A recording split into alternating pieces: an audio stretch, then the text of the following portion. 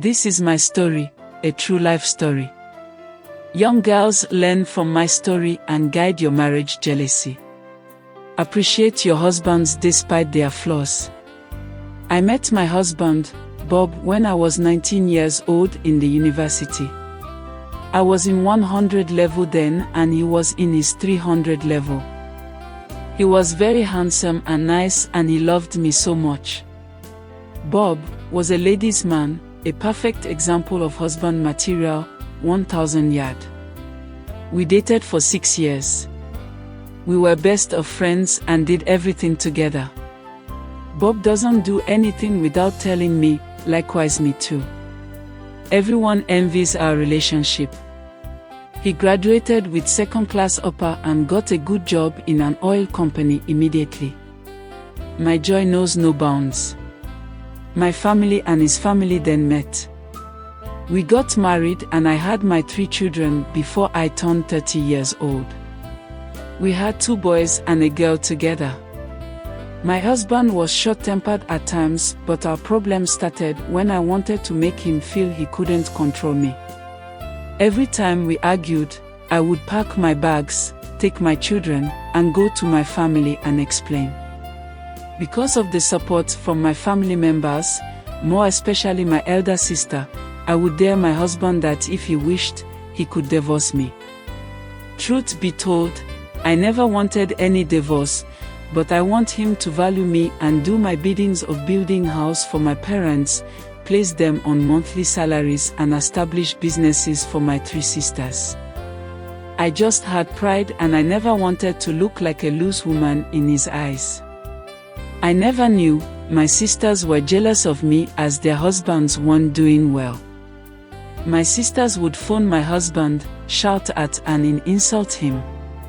I torment my husband emotionally and otherwise. There are days I won't cook his food and deny him his right to my body. At times, 3 months at a stretch, I won't sleep with him. He will beg and beg, but still I won't give in. I want to be in control. I do abnormal things to him that I am not proud of as a woman. But in all these things he was still faithful to me. One day I pushed him so hard that for the first time, he beat me and locked me outside. Truth be told, it's my fault as I stayed the night at my friend's place and never informed him. I went to my family took him to the police. He was arrested and detained.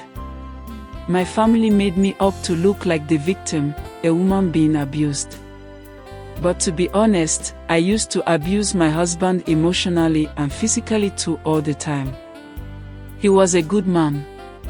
I was asked by his family to withdraw the case. I withdrew the charge and we reconciled. My husband was never a violent man. He did what he did because I pushed him to the wall, to which he openly knelt and apologized. 3 months later, after our reconciliation, we had another issue, which wasn't his fault.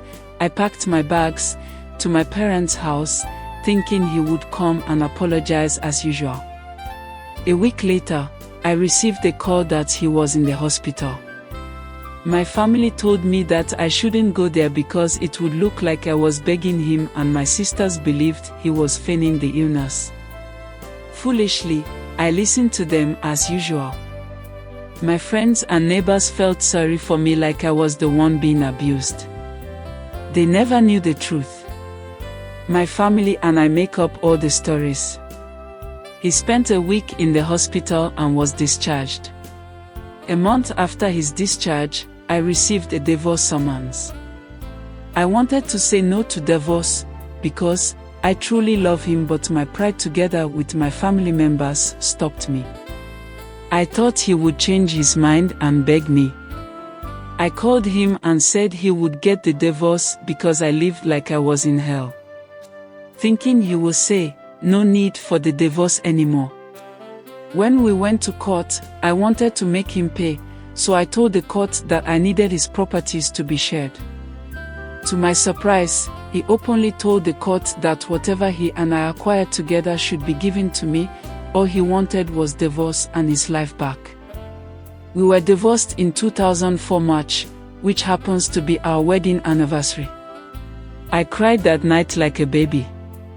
I never believed my Bob would leave me after all we shared. I fell sick for 2 weeks. Thanks to my family members who encouraged and stood by me. But deep down in me, I long for my husband. I secretly go to his house to catch a glimpse of him and secretly pray he will come back to me. But that dream never materialized because 1 year later, after our divorce, he remarried again to a lady more beautiful and classic than me. It was as if the world had come to an end. The day he remarried, I locked myself in my room in my father's house and cried like a baby. That was when it dawned on me that I had been a fool all this while. I couldn't keep my marriage and home. I depend on what my ex-husband gives to my son for survival. My family members began to gossip about me. I was treated like a stranger in my father's house. My sisters don't pick up my calls anymore. My parents always insulted me as a wayward child who lacked manners. What a life! This is the same people I was fighting my husband for. Now they have turned against me.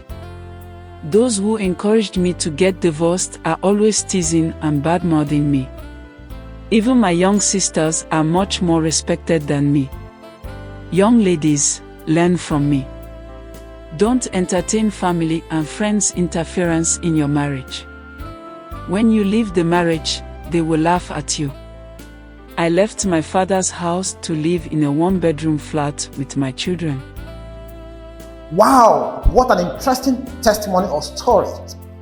I want to support this page by sharing this page, following this page, commenting, and make sure that it goes round. Watch out for the next episode. The next episode promises to be more interesting than this one. You don't want to miss it for anything.